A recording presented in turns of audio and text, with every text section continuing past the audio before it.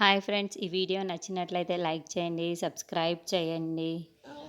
ఆర్య అను వాళ్ళ పాపతో చాలా సరదాగా ఆటలాడుకుంటూ పాపను మురిసిపోతూ ఉంటారు. ఇంతలో అక్కడ దివ్య వచ్చి, ఏంటి వదిన, పాపతో చాలా సరదాగా మాట్లాడుకుంటున్నట్టున్నారు, అలాగే ఆ సరదాగా ఆడుకుంటున్నట్టున్నారు, కానీ ఇది ఎన్నో రోజులు ఉండదు అని చెప్పేసి అంటుంది. ఆ మాటలు వినగానే అక్కడున్న ఆర్య అను వాళ్ళైతే ఒక్కసారిగా షాక్ అయిపోతూ ఉంటారు.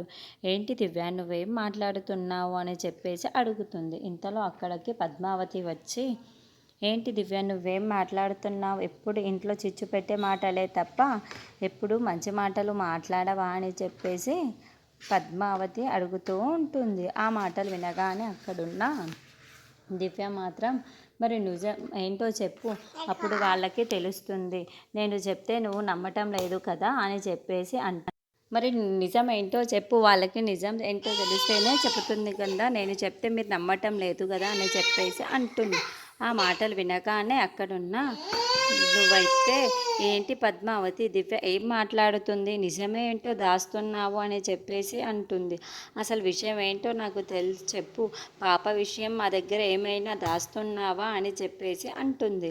ఆ మాటలు వినగానే అక్కడున్న పద్మావతి అయితే, అదేమీ లేదు అక్క అని చెప్పేసి అంటుంది.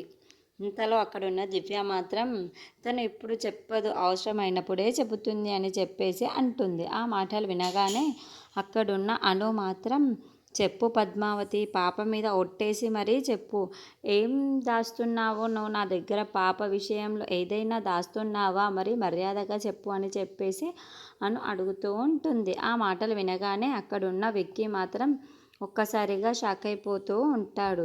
ఇప్పుడు పద్మావతి పరిస్థితి ఏంటి అని చెప్పేసి అనుకుంటూ ఉంటాడు. ఇంతలో అక్కడున్న పద్మావతి మాత్రం, ఇప్పుడు అక్కకి ఈ విషయం ఎలా చెప్పాలి, పాప మీద ఒట్టేసి మరి ఎలా చెప్పగలను అని చెప్పేసి అనుకుంటూ ఉంటుంది.